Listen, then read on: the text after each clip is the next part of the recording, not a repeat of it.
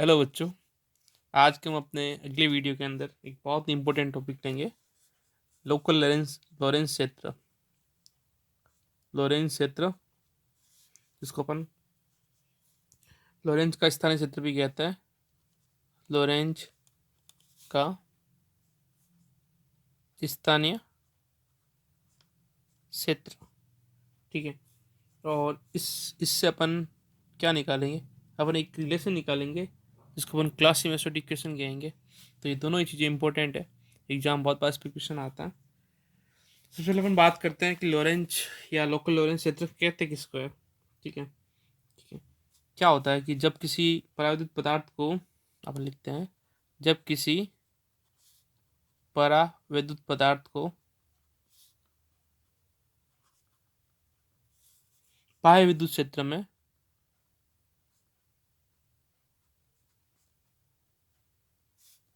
रखा जाता है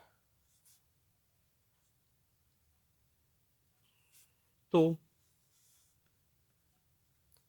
परावैद्युत पदार्थ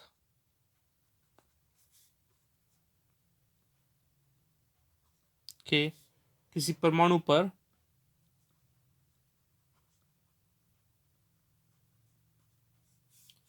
न केवल बाह्य विद्युत क्षेत्र का प्रभाव होता है, बाह्य विद्युत क्षेत्र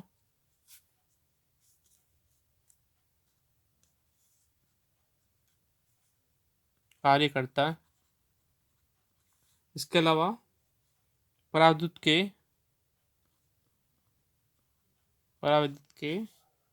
अन्य परमाणु परावैद्युत के अन्य परमाणुओं के द्विध्रुव के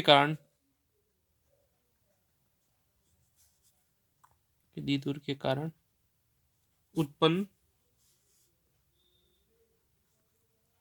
विद्युत क्षेत्र भी कार्य करता है। इसलिए इसलिए परमाणु विद्युत अ, परमाणु इसलिए क्या होता है कि अपन जब किसी भी डाइलेक्ट्रिक सब्सटेंस पे पराविद्युत पदार्थ पर बाह्य विद्युत क्षेत्र लगाते हैं तो बाह्य विद्युत क्षेत्र के कारण तो वो ध्रुवित होता ही होता है। इसके अलावा भी क्या होता है कि उसके अंदर जो उपस्थित परमाणु है उसके कारण भी विद्युत विद्युत क्षेत्र कार्य करता है। तो हम क्या करेंगे? हम करेंगे या ये जो वैसे बाह्य विद्युत क्षेत्र होता है इसके कारण जो उत्पन्न विद्युत क्षेत्र भी कार्य करता है, और इसलिए परमाणु बाह्य विद्युत क्षेत्र से कुछ भिन्न तरह से होता है। चलो अब इसके बाद बात करते हैं कि हम अपन क्या कर रहे हैं कि पराविद्युत पदार्थ के किसी एक परमाणु पर चर्चा करता है। पराविद्युत पदार्थ की किसी एक परमाणु पर कार्यरत जो विद्युत क्षेत्र होगा उसे अपन क्या कहेंगे? उसको उसका स्थानीय क्षेत्र या लोकल फील्ड कहते हैं।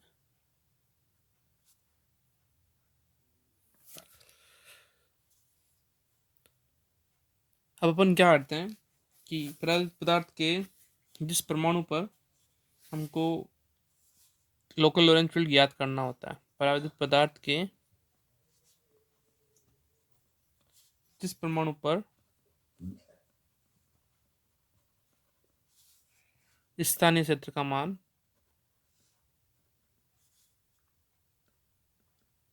ज्ञात करना होता है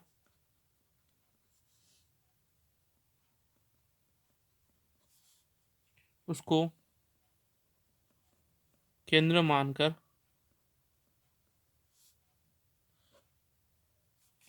बड़ा गोला खींचा जाता है। बड़ा गोला एक स्पेयर लेते हैं, बड़ा गोला स्पेयर खींचा जाता है। इस गोले को केंद्र, उस गोले के केंद्र पर स्थानीय क्षेत्र, स्थानीय क्षेत्र जो स्थानीय विद्युत क्षेत्र जो होता है, स्थानीय विद्युत क्षेत्र चार क्षेत्रों से, चार क्षेत्रों से मिलकर बना होता है।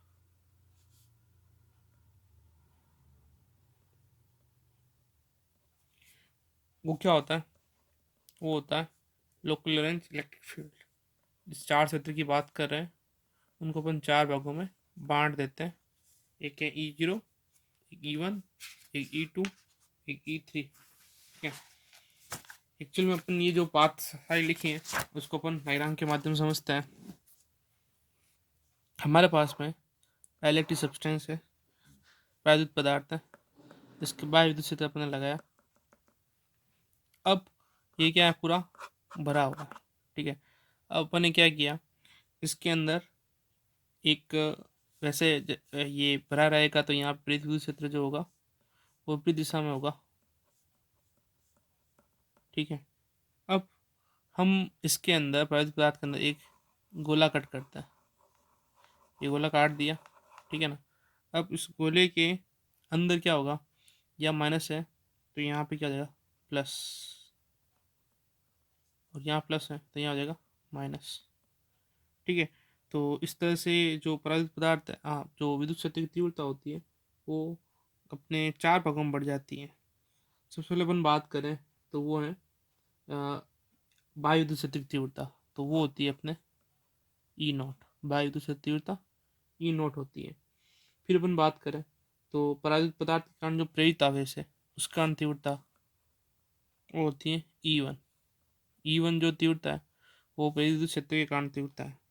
ठीक है, फिर क्या होता है कि ये जो गोले के ऊपर है, ठीक है, जो बाह्य भाग जो अपने भाग हटाया है उसके कारण जो तीव्रता है वो E2 हो जाएगी, E2। ठीक है, और जो अंतिम तीव्रता होगी E3, वो रहेगी अपने केंद्र पर तीव्रता रहेगी। ठीक है ना, ऐसे करके अपने पास में जो एरिया अपन ने ले रखा है उसके अंदर तीन तरीके से तीव्रता, तीन तरीके से चार तरीके से तीव्रता का मान पृथक रूप से अलग अलग होता है। इनका E0 का, E1 का, E2 का, E3 का, चारों का मान ज्ञात करना पड़ेगा अपन को। ठीक है, तो ये E3 है, E0, E1, E2 और E3। E0 जो है वो बाह्य विद्युत क्षेत्र के कारण है, E1 जो है वो प्रेरित आवेश के कारण है, E2 जो है वो हटाए गए भाग के कारण, हटाए गए भाग पर के कारण प्रेरित विद्युत क्षेत्र की तीव्रता है। और जो E3 है वो गोले के केंद्र पर या अंदर है। ठीक है, तो ऐसे करके अपन को चारों तीव्रता ज्ञात करनी है।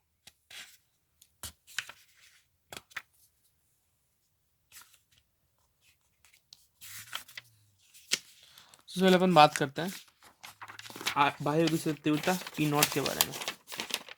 ठीक है, तो बाह्य विद्युत क्षेत्र की तीव्रता E0, उसकी बात करते हैं। पहला E0 बाह्य विद्युत क्षेत्र की तीव्रता, बाह्य विद्युत क्षेत्र की तीव्रता।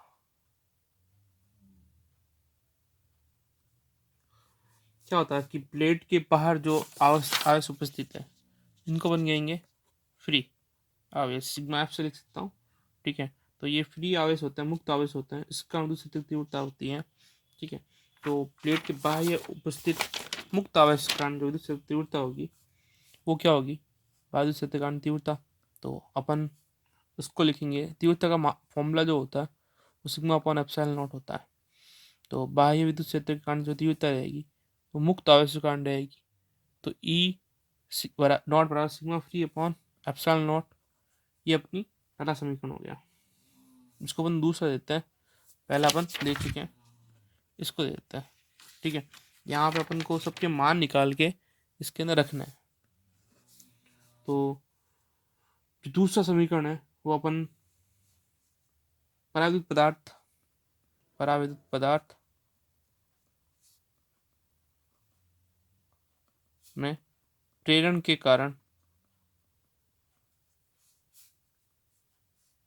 आवेश के कारण विद्युत क्षेत्र की तीव्रता,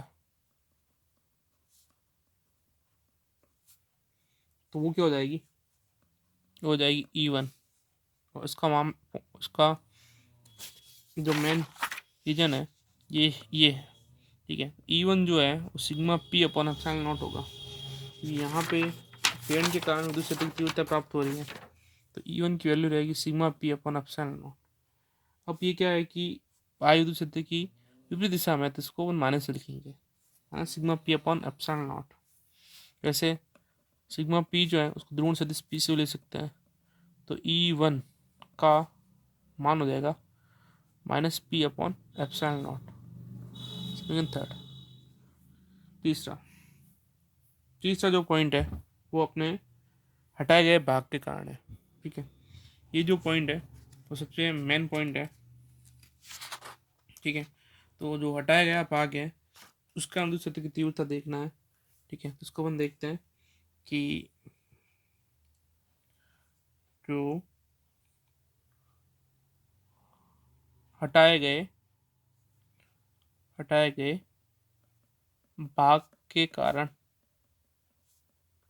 तीव्रता वो E2 है। ठीक है, इसकी बात कर रहे हैं अपन।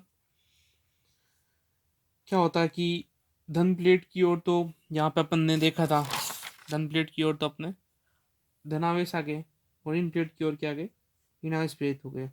तो जो बीच वाला भाग है ना वो पराविद्युत रहित गोलीय भाग है। ठीक है, तो ये पराविद्युत रहित गोलीय भाग है। ठीक है, इसके अंदर कोई पराविद्युत पदार्थ है नहीं, तो ये ध्रुवीय गोले के समान माना जाएगा। ठीक है, तो ध्रुवीय गोले के समान माना जाएगा, तो हम इसका जो मान है वो अलग प्रकार से निकालेंगे। ठीक है, इसके ऊपर हम बात करते हैं।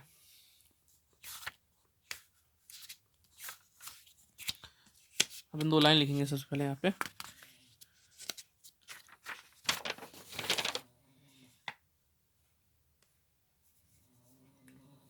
पराविद्युत पदार्थ के मध्य हटाया गया गोलीय भाग,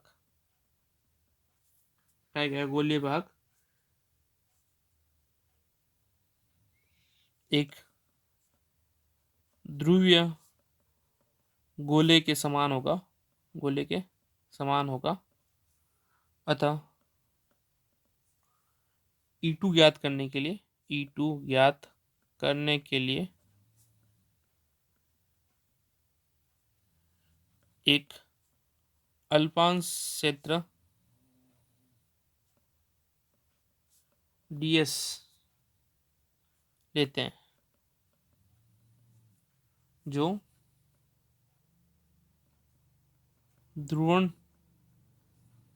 सदिश के साथ थीटा कोण बनाता है।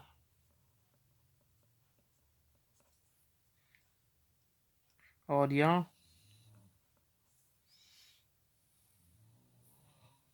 क्या होगा, इस तरह से होगा। ये जो अपन गोला है उस गोले को ऐसे बनाते हैं। ठीक है, अब इसके ऊपर अपन एक अल्पांश लेते हैं ds फर्स्ट लेते हैं। अब यहाँ पे जो तीव्रता होगी केंद्र पर, उसके जो घटक लेंगे, तो इसके जो घटक रहेगा वो E है। ठीक है, डी है। ठीक है, तो इसके जो घटक रहेगा वो क्या रहेगा, डी कोस थीटा रहेगा। यहाँ पे इस दिशा के अंदर जो थीटा है, तो थीटा तो यहाँ के अंदर से होगा। ठीक है ना, केंद्र से होगा, तो ये जो घटक है वो डी कोस थीटा रहेगा। ठीक है, और जो पी है, ठीक है, जो पी होगा वो इस दिशा में है पी, तो इसका इस दिशा के अंदर जो घटक रहेगा पी कोस थीटा। ठीक है, और जो लंबवत घटक है ये इधर, वो पी साइन थीटा है, उसके बनने की जरूरत नहीं पड़ेगी। ठीक है, इसके अंदर भी लंबवत घटक होगा इसका। ठीक है, उसके बनने की जरूरत नहीं पड़ेगी। तो यहाँ पे अपन देखते हैं कि विद्युत क्षेत्र की तीव्रता किस तरह से निकाली जाएगी।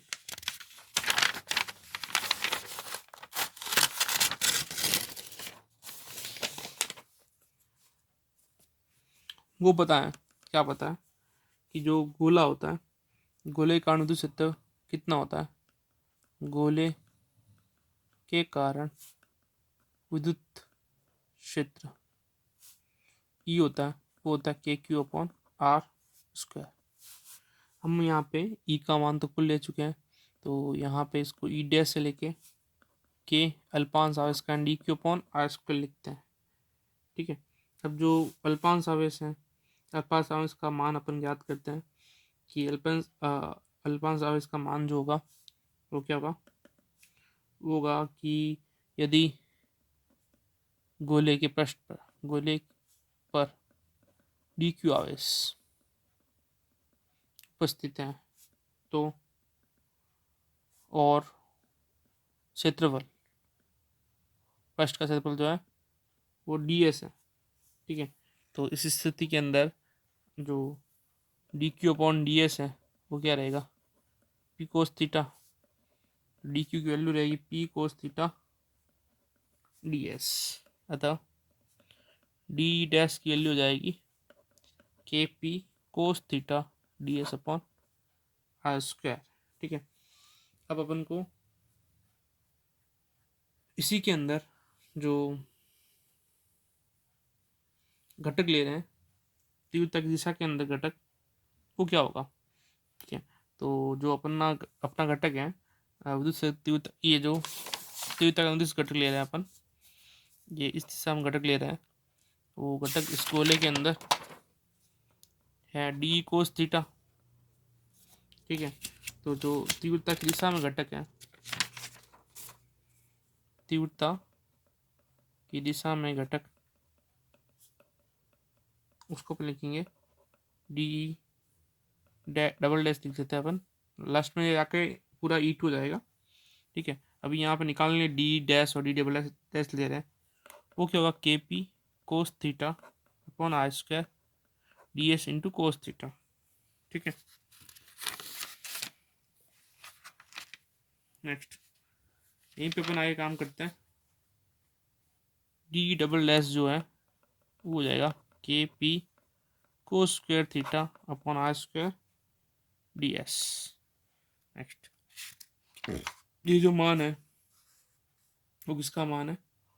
वो सिर्फ इसके पृष्ठ का मान है, सिर्फ इस क्षेत्र का मान है, जो अपन ने ये क्षेत्र लिया ना अल्पांश, इस अल्पांश क्षेत्र का मान है। ठीक है, अब हम क्या कहेंगे कि इस अल्पांश में जो ये ले रहे हैं ना, इसको अपन एक सिलेंडर मान सकते हैं। ठीक है, तो इसको सिलेंडर मान सकते हैं, तो संपूर्ण गोले के लिए बात करेंगे, संपूर्ण गोले का अनुदिश की तीव्रता किस तरह से निकलेगी इसको अपन देखते हैं। ठीक है, तो अपन इसको आगे अपन, ये थोड़ा लंबा हो जाएगा, उसको नेक्स्ट वीडियो में देखते हैं। ठीक है, तो कंटिन्यू देखना नेक्स्ट वीडियो के अंदर, इसी को अपन आगे बढ़ाएंगे। ठीक है।